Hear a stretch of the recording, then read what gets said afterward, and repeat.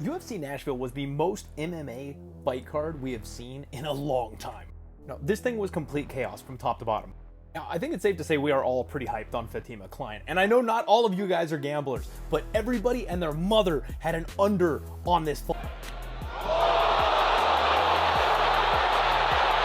Fatima Klein hits a head kick just over the 2.5-minute mark. But some people out there knew that this thing was going to end late if it ended at all, and it was phenomenal to start the show. There's not much to say about the second fight of the night. Mike Davis did exactly what he was supposed to as a 10-1 favorite. Coming off of Paintgate, where he said that he was absolutely destroyed by the fumes in his locker room after his last fight, all I gotta say is welcome back, Mike Davis. Now this is where it gets insane. So Walter Walker just set a UFC record. He's got his first 3 fights in the UFC, all wins by submission, all 3 wins by heel hook. This is Johnny Walker's brother, and he ripped Kennedy Nzechukwu's leg off last night. Went for it. He's looking and he taps! In the next fight, Eduardo Murrow won the fight, but the real story was Lauren Murphy. We had to say goodbye to Lauren Murphy. It was her retirement fight, but man, she left it all out there. Eduardo Murrow started to slow down in the 3rd round, and Lauren Murphy took her shot. I mean, she stepped in deep on this guillotine. Look how tight that thing is. Eduardo Murrow survives. She wins a 29-28 decision, but it was close. It pokes holes in Murrow as a prospect, and Lauren Murphy really sent us out on a high note. On the gloves, and the best part, though, was after the fight was over. Chidi Njokuani and Jake Matthews was super weird from the get-go. This thing started at the weigh-ins. First off, Chidi misses weight. They say that he got to weigh in later and he made the weight, but there's no video evidence of it. And then the UFC deleted their tweet that he missed weight. It was super weird. It was super weird. Regardless, we get to fight day, and I know a lot of people took an underdog shot on Jake Matthews. We saw some crazy late line movement. That thing crashed down to pick him, so some serious pockets out there were backing Jake Matthews this week. You guys know, I said if Jake Matthews grappled in this fight, I think he would look as a hindsight favorite. He gets the submission in round 1 by climbing Chidi like a freaking Christmas tree. come on! And he taps! We'll be honest with you guys though, I think this fight is more about what Chidi did wrong than about what Jake Matthews did right. The prelims closed out with an age-appropriate fight. My boy Chris Curtis and Max Griffin, and see him smiling here in round 3. This man knew he was headed for a win, but my boy can't catch a break. 60 seconds into the fight, Max Griffin kicks him right in the cup. Then there's another clash of heads. I want to say Chris Curtis has to be the all-time clash of head leader in the UFC. Something always goes wrong and weird in his fights. This was a clear 29-28 decision, but some judges out there really tried to take it from my man. By split decision, Chris Action Man Curtis! You know, I think the funniest part about this, even as a Chris Curtis fan, is they cut this man off at the end of the broadcast. They were not about to give him a mic. They were like, we don't got time. We don't got time to talk about Chris Curtis. We got to move on. Buddy, you had 3 first-round finishes on this undercard. You had time. You had time. So at this point, we've already got a buzzer beater, a heel hook, a climb the tree rear naked choke in under a minute in the fight. This card is off and running to the races, and believe it or not, this is where it gets really weird. Junior Tafa moves down to 205, and I got suckered, you guys.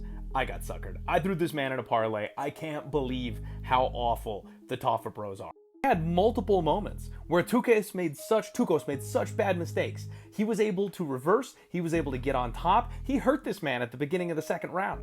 None of that mattered. Absolutely none of that mattered. He went for a ride. He ended up on his butt. He has absolutely zero get-up game and got submitted in the 2nd round by the biggest bum on the freaking roster.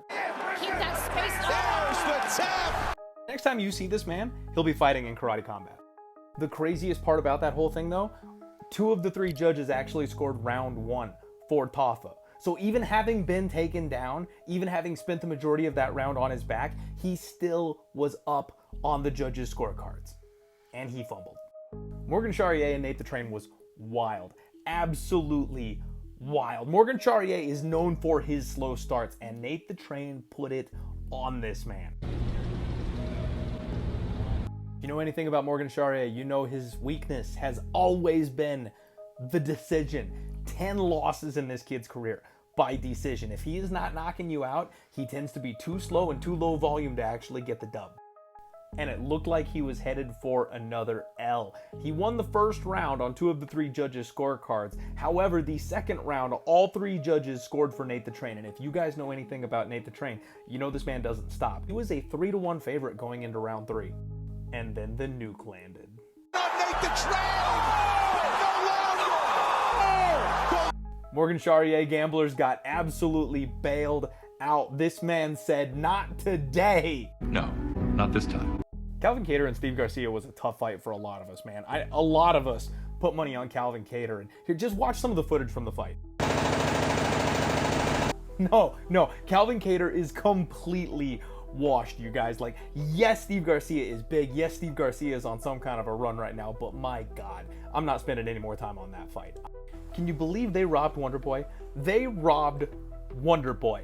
I mean, this fight was as 29-28 Wonder Boy as anything I have ever seen. Gabriel Bonfim really went after it, got a rear naked choke, locked it up in round 1, and then had nothing to offer after that point. Wonder Boy gave this fight his absolute all. And I don't want to get this video taken down, but if you saw the damage that Wonder Boy took to that shin of his, that was nasty. He got a kick checked by Gabriel Bonfim, and it completely blew open his shin. He didn't stop throwing that thing though. Guys, Gabriel Bonfim got saved by the bell in round 2.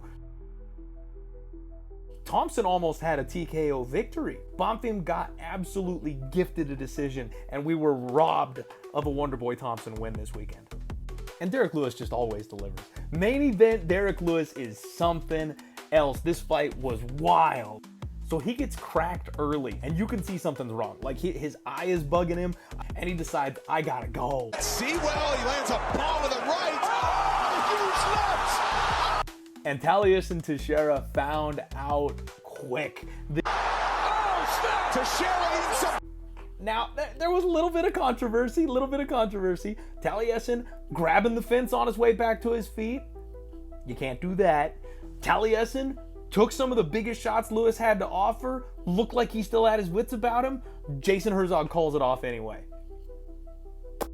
It was a suspect stoppage. I'll be real with you. It looked like Taliesin Teixeira was coming back, but I will take a Derek Lewis win any day of the week by hook or by crook. Put that man on the mic.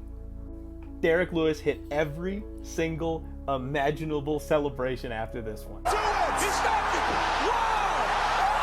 The beast!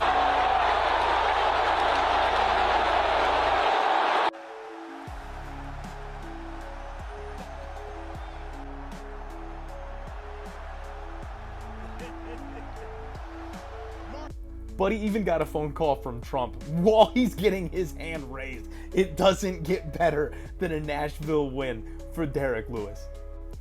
Overall, man, I think I'd give this card a solid B-. The only reason I'm giving it a B- is because I lost money. Realistically, this thing is a firm, solid A. I can't give it the plus. Too much weird stuff to give it the plus. But I'll grade this card an A. No, but B- because I got my ass kicked.